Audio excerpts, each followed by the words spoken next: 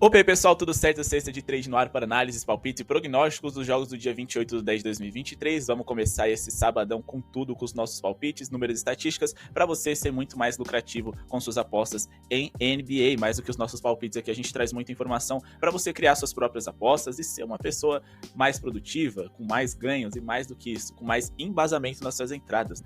No vídeo de ontem, a gente teve ali um desempenho absoluto nas nossas entradas aqui do nosso vídeo principal. Hoje vamos fazer isso tudo para manter lá no nosso grupo VIP análises exclusivas, melhores zebras, os favoritos da noite e também muito conteúdo material extra para você ser bem lucrativo. Parte desse material você também tem acesso se você for membro do canal. Clica no botão de Seja Membro aqui embaixo, vai ajudar muito o nosso projeto a seguir acontecendo. Beleza, meta de 150 likes pro vídeo de hoje também, é só clicar no botão de joinha que tá aqui embaixo, se inscreve se ainda não é inscrito, ativa o sininho de notificações para não perder nenhum dos nossos vídeos e pegar as melhores odds, beleza? Aqui embaixo nosso canal de basquete, Basquetim, sigam lá e conteúdo exclusivo também lá no nosso Instagram, @sexta-de-trade. Mas chega de enrolação, bora pro vídeo de hoje. Bom, pessoal, temos aqui Detroit Pistons e Chicago Bulls, e para essa partida o contexto faz muita diferença. Ambas as equipes jogaram ontem. O Chicago Bulls, que hoje é visitante, jogou um overtime, uma prorrogação, enquanto que o Detroit Pistons, apesar de ter vencido o Charlotte Hornets, teve um trabalhinho ali na reta final da partida. Zach LaVine é dúvida hoje, um dos principais jogadores do Chicago Bulls, e que ontem teve números discretos, assim como o Bogdanovic não joga hoje, um dos principais arremessadores desse Detroit Pistons, e isso é bom, porque a gente vai trabalhar no under em pontuação para essa partida. Nosso palpite para Pistons e Bulls é menos de 224,5 pontos totais, com base na seguinte argumentação: primeiro, os dois times estão cansados e dificilmente eles vão acelerar um jogo que não tem muitos elementos para ser acelerado. Se a gente for pegar os últimos 10 confrontos dessa, que é uma das maiores rivalidades que a gente tem na NBA, então margem para um jogo apertado, disputado, existe. A gente tem uma média aí, né, de menos de 215 pontos somados em média nos últimos 10 confrontos entre essas partidas, né? Mais especificamente, a gente tem ali um número abaixo até de 213 também, o que é muito interessante se a gente considerar esse 224.5 que a gente está trabalhando em abaixo de. Esse resultado bateu aí, né, em grande maioria desses jogos recortados aqui para vocês, o que é também muito positivo, como vocês podem olhar na tela. Outro número interessante que a gente tem para vocês é o fato de que o Detroit Pistons é um dos piores ataques da liga. Eles até tiveram bons momentos aqui nessa temporada 23-24, mas ainda é muito cedo, tá? E ainda assim eles foram dos 10 piores, assim como os Bulls também até aqui é o quarto pior ataque da NBA. Defensivamente, os times ali têm algumas coisas interessantes para mostrar. O Detroit até então foi a quinta melhor defesa da NBA, enquanto que o Chicago Bulls, se a gente for considerar a temporada passada, que é onde a gente tem um recorte maior, foi a quinta melhor defesa geral de toda a liga. Outros números também que ajudam nessa nossa entrada é a questão da bola de 3 dessas duas equipes. Eles não são tão afiados nesse quesito, eles têm muito a melhorar. O Chicago Bulls até aqui é a pior eficiência nas bolas triplas de toda a liga, enquanto que o Detroit Pistons está ali da metade para baixo da tabela nesse quesito de aproveitamento. Então a gente tem aí pouca bola de 3 e com isso a chance maior do jogo ser under. Então, abaixo de 224,5 pontos totais é o nosso palpite. Bora aqui agora para nossa próxima partida, Washington Wizards e Memphis Grizzlies. Memphis Grizzlies jogando fora de casa, depois também de uma partida ontem. Podem estar cansados, mas acima de tudo, os números dos jogos de ontem animam.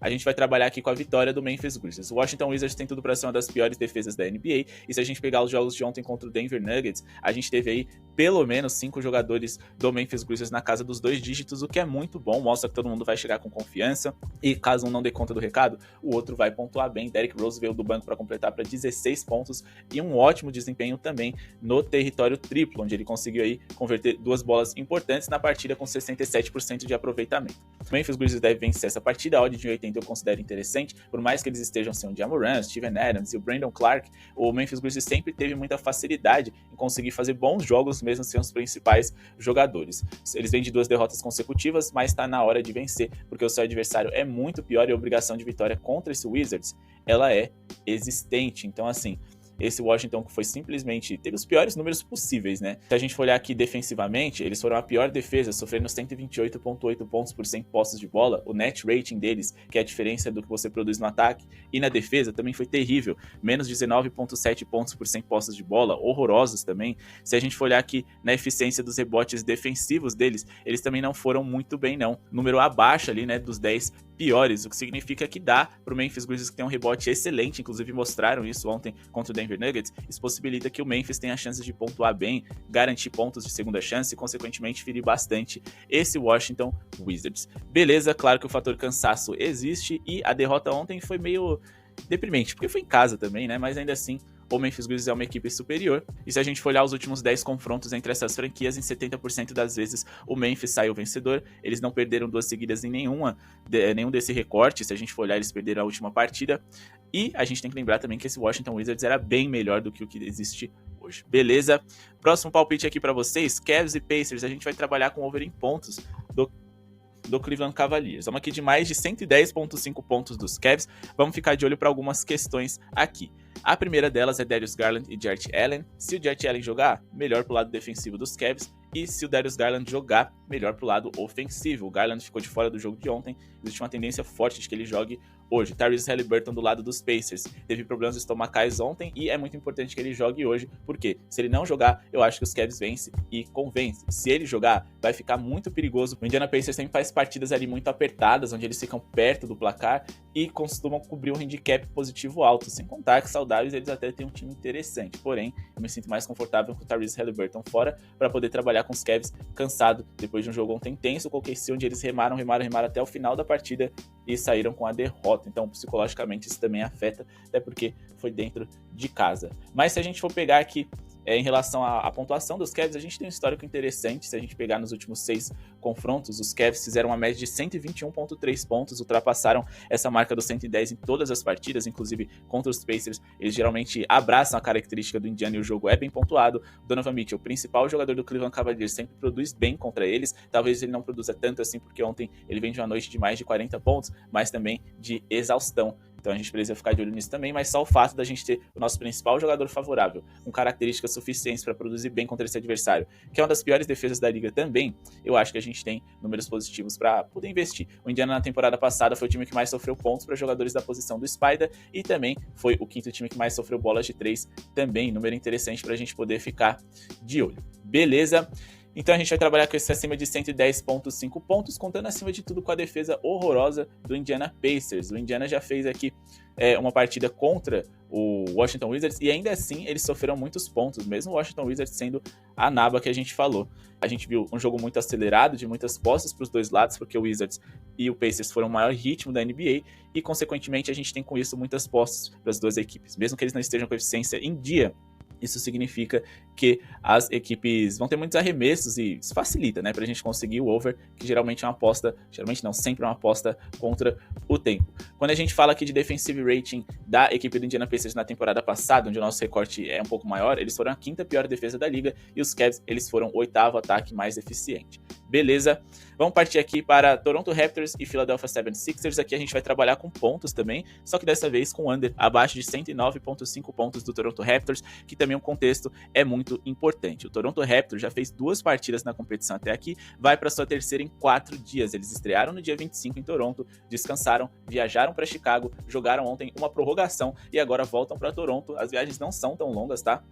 Só que dessa vez eles vão jogar aqui, na verdade a viagem, né, de Chicago para Toronto não é tão longa, e agora eles vão jogar em casa diante da sua torcida, porém cansados, né, de novo, de uma prorrogação onde mesmo assim eles não conseguiram passar dos 103 pontos, no tempo normal pararam em 93, contra o Timberwolves pararam em 97, então por isso eu acho que eles não chegam aos 110 pontos contra o 76ers, que tem uma boa defesa, tá? Vamos aqui para os números do 76ers contra o Toronto Raptors, nos últimos 9 encontros entre essas franquias, 103.1 pontos de média para o Toronto Raptors, que só superou nesses 9 jogos a marca dos 109 pontos, apenas ali 3 vezes, ficou em 6 em abaixo, e bem abaixo mesmo. Só que esse Toronto Raptors atual é um dos piores Toronto Raptors desses últimos anos, perderam seu principal armador, o time parece muito engessado, com dificuldades de pontuar, e por isso também o 76ers é o favorito. Geralmente, quando você encara o 76ers, você acelera o jogo para tirar eles da zona de conforto, porém, o Toronto Raptors pode ter algumas dificuldades nessa questão por questão de cansaço, como eu disse para vocês. Só que eles também foram dos times que pior distribuíram a bola nesse campeonato. Eles foram até aqui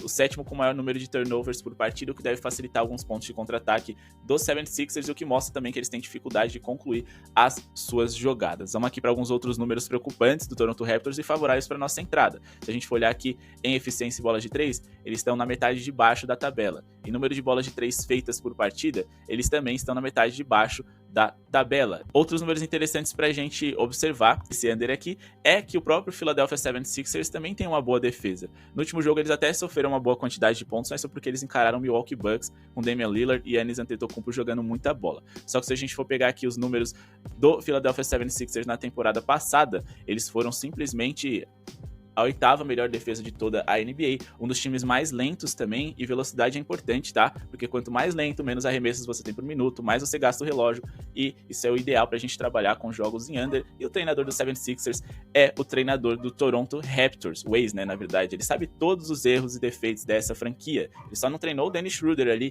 do time titular, então ele pode ter as coisas sob controle por aqui.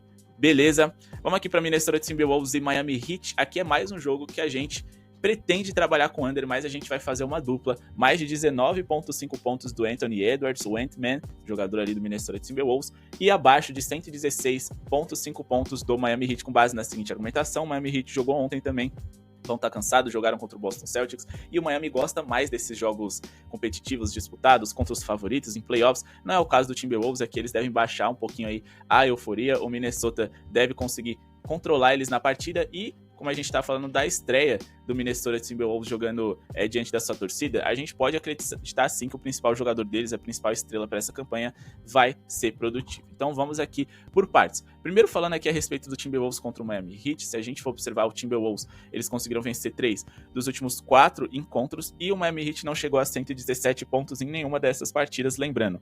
O salto defensivo do Minnesota veio em 2023, na temporada passada, aqui a gente só tem números de 2022, então a gente está ainda mais animado pro que tem pela frente. Nos últimos 16 jogos do Minnesota, eles sofreram uma média de 110 pontos por partida. Isso que eles enfrentaram algumas referências ofensivas durante esse calendário, como por exemplo o Denver Nuggets, que foi o campeão da NBA 5 vezes nesse recorte que a gente fez, e eles enfrentaram também ali, né, um Sacramento Kings e Golden State Warriors, times com ritmo muito alto, ainda assim a média deles está abaixo desses 116,5 sofridos. No último confronto contra o Toronto Raptors, sofreram apenas 97, e esses números aqui não são pura coincidência não. Se a gente for observar, como eu disse, na última temporada, a equipe do Minnesota Timberwolves foi uma defesa de top 10, Outro fator interessante é que o Minnesota Timberwolves tem bons defensores de área ali no Karl Anthony Towns, no Rudy Gobert e também no Anthony Edwards, que é um jogador ali muito físico, então eles conseguem proteger melhor ali o centro do que o perímetro, e é o setor onde o Miami Heat mais gosta de pontuar. Eu com menos pontos por partida, com 109,5, e a gente tem também ali o Anthony Edwards com uma perspectiva boa de fazer uma partida minimamente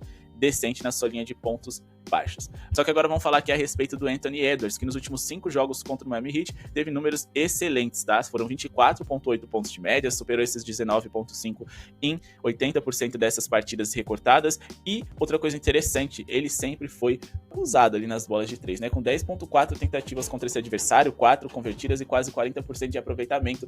Isso aqui é algo extremamente natural da gente ver quando a gente fala de Anthony Edwards, porque ele é um dos melhores arremessadores e mais agressivos do Timberwolves, e a bola de 3 é uma fraqueza defensiva que o Miami tem há um bom tempo. Se a gente for olhar aqui para jogadores da posição do Anthony Edwards, aqui a gente tem simplesmente a posição onde o Miami Heat mais sofre bolas de 3. O Miami Heat foi o 7º time que mais sofreram bolas de 3 na temporada passada para shooting guards, até por isso o Ant-Man, ele abusa do volume nos arremessos de bolas triplas, porque você faz com que a defesa adversária saia um pouco do garrafão, libera espaço ali para o Karl Anthony Towns e o Rudy Gobert trabalharem perto da cesta, e ao mesmo tempo também porque o Miami Heat permite muitas dessas bolas tentadas que sejam convertidas contra o seu patrimônio. Beleza? Então essa é a nossa dupla. Vamos finalizar aqui o nosso vídeo com Suns e Utah Jazz. Eu acredito no handicap de menos 2,5 favorável ao Suns, que faz a sua estreia dentro de casa. Tem como dúvida aí o Devin Booker e o Bradley Beal já tá confirmada a sua ausência. Se o Devin Booker jogar, o Suns deve vencer esse Utah Jazz aqui que vem cansado, vem de uma partida também intensa contra o Los Angeles Clippers, onde eles quase tomaram a virada ali no final do jogo, então acredito que os Suns sejam favoritos por ser um dos favoritos do Oeste ao título contra um dos piores times da NBA. Dentro de casa, o Utah Jazz no começo da temporada até vai tentar vencer algumas partidas, só que se a gente for olhar num contexto geral, um contexto macro, o Utah Jazz tem intenção de se reconstruir, ou seja, eles não têm tanto compromisso com a vitória, e se for para entregar, que seja um jogo contra o Phoenix Suns fora de casa, porque seria absolutamente natural que você perdesse esse jogo. Então, handicap de menos 2,5, o Phoenix Suns tem que vencer por pelo menos 3 pontos de diferença, claro que eu só acredito nisso se o Devin Booker jogar, e se você quiser notícia de escalação, quem estará em quadra, quem não estará, a gente vai falar pra vocês lá no nosso grupo VIP, além de conteúdo exclusivo, dicas exclusivas também, e muito material extra. Desde já quero agradecer a audiência de vocês, o like eu espero que vocês tenham deixado, muito obrigado e falou!